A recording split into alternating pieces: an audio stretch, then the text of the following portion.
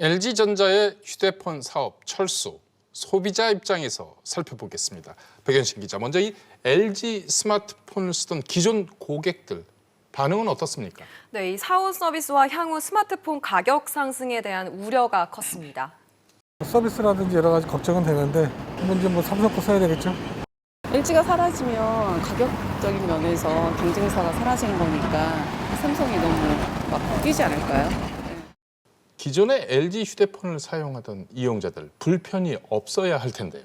네, 그래서 이 LG전자는 휴대폰 소프트웨어 업데이트나 이 AS와 관련한 부분에 대책을 내놨는데요. 이 LG전자는 휴대폰 운영체제 업그레이드 지원 기간을 이 기존보다 1년씩 연장해 최대 3년간 지원하겠다고 밝혔습니다.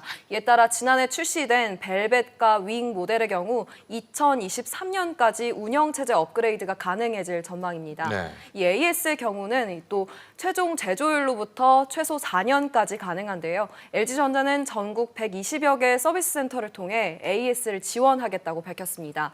또 휴대폰 간편 결제 서비스 LG페이도 사업 종료 후 최소 3년간 유지하기로 결정했습니다. 박 기자, 또 하나 궁금한 것이요.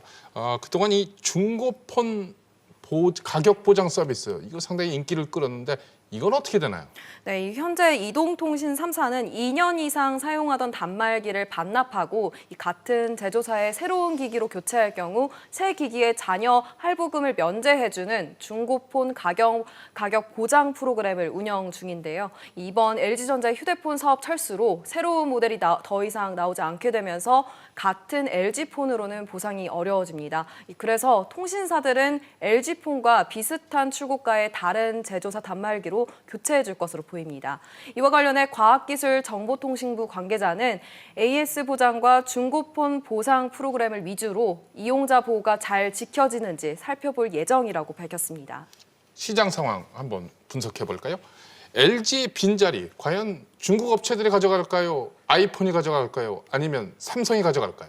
네, 먼저 최근 시장 상황을 살펴보겠습니다. 지난해 LG전자의 국내 스마트폰 시장 점유율은 13%입니다. 이어 올해 1, 2월 기준 점유율은 10%로 더 떨어진 것으로 나타났습니다. LG전자의 점유율 하락은 시간이 지나면서 더 가속화할 것으로 보이는데요.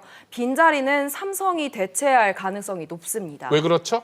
네, 먼저 운영체제입니다. 삼성폰 운영체제, 그러니까 OS는 이 LG와 같은 안드로이드입니다. 반면 아이폰은 이 애플의 iOS를 사용하고 있습니다. 이 운영체제가 다르면 각종 앱 사용 체계가 달라서 이 소비자 입장에서는 불편함이 있을 수 있습니다. 그렇군요.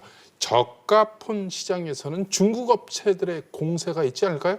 네, 있을 수 있습니다. 하지만 이 삼성이 저가폰 라인업도 갖추고 있고 국내 소비자들의 중국 스마트폰에 대한 불신이 있어서 굳이 중국 제품을 선택하지는 않을 것으로 보입니다. 박 기자, 그렇다면 국내 시장은 삼성 독주 체제가 될 가능성이 높겠네요. 네, 그렇습니다. 그래서 소비자 사이에서는 이 삼성의 가격 결정력이 더 강화되고 이 소비자는 비싼 값을 지불해야 하는 것이 아니냐는 우려도 나오고 있습니다.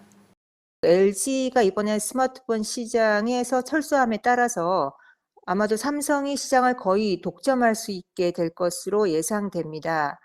이럴 경우에 시장에서 형성돼야 하는 그 가격이 이런 독점 기업에 의해서 좌지우지 될 수밖에 없어서 결국 소비자 우생은 감소할 수밖에 없다고 생각됩니다. 시야를 세계 시장으로 넓혀볼까요? 스마트폰 세계 시장 점유율에는 어떤 변화가 있을까요? 네, 큰 변동은 없을 것으로 보입니다. 이 LG전자가 세계 시장에서 차지하는 점유율은 그다지 크지 않기 때문입니다. 지난해 LG전자의 세계 시장 점유율은 약 2%에 그쳤는데요. 이 LG전자가 3위를 차지하고 있는 북미 시장의 경우에는 애플이 LG전자의 점유율을 가져갈 가능성이 크고요. 또 남미와 동남아시아 등에서는 상대적으로 낮은 가격을 앞세운 중국 기업들이 LG전자의 점유율을 가져갈 것으로 예상됩니다. 권 기자, 또 하나 궁금한 부분이 있습니다. 이 LG 스마트폰 부문의 직원들, 이분들은 어떻게 되는 건가요? 네, LG전자는 지난 5일에 MC사업본부 직원 3,400여 명을 대상으로 해서 인력 재배치 일정을 설명을 했습니다. LG전자 내에 다른 사업부나 LG에너지솔루션과 같은 다른 계열사로 옮겨 고용을 유지할 방침인데요. 주요 계열사별 설명회와 공모 등을 거쳐서 오는 6월 말까지 재배치를 마무리한다는 방침입니다. 대규모 투자를 한 베트남 공장 어떻게 되나요? 네, 아직은 유동적입니다. LG전자는 지난 2019년 국내에서 스마트폰 생산을 중단했는데요. 이 생산 라인은 베트남 하이퐁 공장으로 통합이 됐고 여기서 연간 1,000만 대 규모의 스마트폰이 그간 생산이 되었습니다.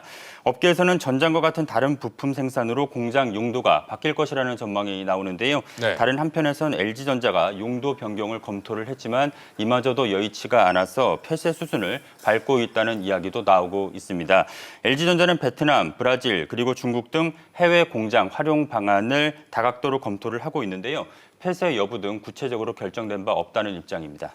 수많은 협력업체, 납품을 했던 협력업체들 상당히 난감할 것 같은데요. 네, 그렇습니다. 일부 LG전자 의존도가 높은 업체들을 중심으로 타격이 예상이 됩니다. 대표적으로 LG전자의 휴대폰용 강화 유리를 납품하는 한 코스닥 상장사가 있는데요. 지난해 매출의 60% 이상을 차지하는 LG전자의 사업 종료로 하반기 매출 감소가 예상이 된다고 지난 5일에 공시를 했습니다. LG전자 비중이 높았던 협력사들은 당장 대안을 찾는 것도 쉽지가 않아서 국내 스마트폰 생태계에 어려움도 예상이 되는데요. 설명 들어보시죠. LG전자도 사업 철수를 발표했지만 반도체 가격들이 워낙 뛰고 있기 때문에 세트 사업에는 물량 둔화 또 마진 악화 그런 어려움이 좀 있을 것 같고요. 관련된 서플라이 체인 입장에서 놓고 보면 물량 둔화라는 것, 세트 업체들의 마진 악화에 의한 압박이 조금은 지속이 되지 않을까. 전체적으로 놓고 보면 좀 어려운 해가 될 것이다라고 생각이 됩니다.